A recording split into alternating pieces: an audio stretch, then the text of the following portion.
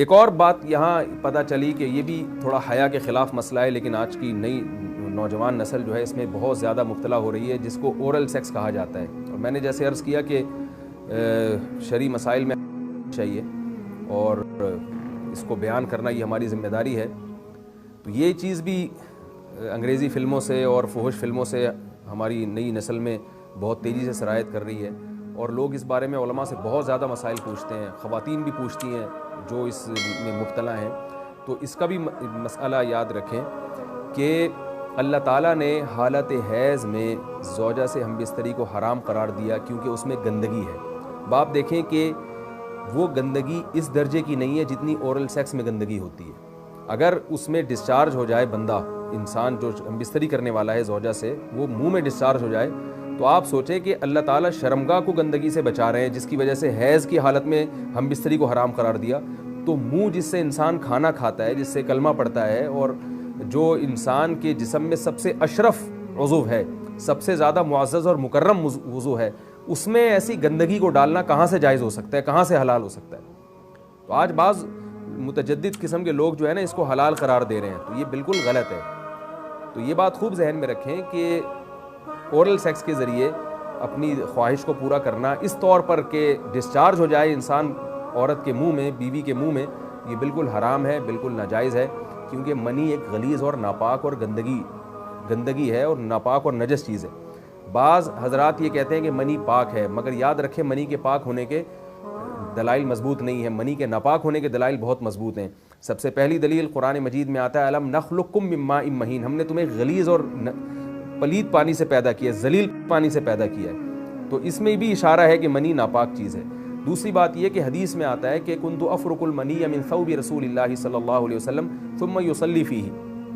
حضرت عائشہ رضی اللہ تعالی عنہ فرماتی ہیں کہ رسول اللہ صلی اللہ علیہ وسلم کے کپڑوں پر اگر منی لگی ہوتی تھی، صحیح بخاری کی حدیث ہے، میں اس کو کھرچ کے صاف کرتی تھی، پھر آپ صلی اللہ علیہ وسلم اس میں نماز پڑھا کرتے تھے۔ اب بعض حضرات نے یہاں سے استدلال کیا ہے کہ منی اگر ناپاک ہوتی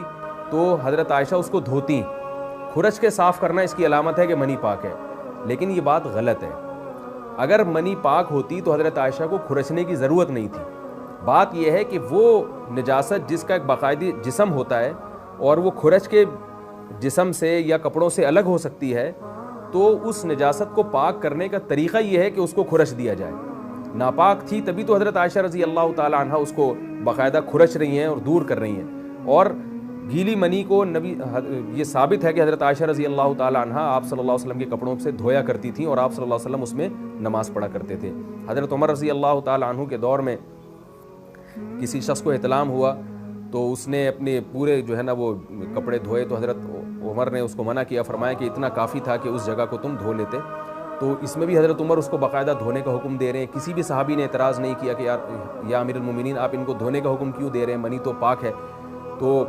تو منی کے جو ناپاک ہونے کے دلائل ہیں وہ بہت مضبوط ہیں۔ باقی اس کو جو کھرچنے کا حکم ہے وہ اس لیے کہ منی کے پاک جو اگر خشک ہو جائے تو وہ کھرچ کے بھی پاک ہو جاتی ہے، اس کو پھر دھونا ضروری نہیں ہوتا۔ اس کی مثال ایسے جیسے حدیث میں آتا ہے، صحابہ کرام فرماتے ہیں کہ ہمارے تلواروں میں دشمن کا خون لگا ہوتا تھا تو ہم اس کو زمین پہ اچھی طرح رگڑ کے اسی کو لٹکا کے نماز پڑھتے تھے۔ تو دیکھیں خون بھی ایسی چیز ہے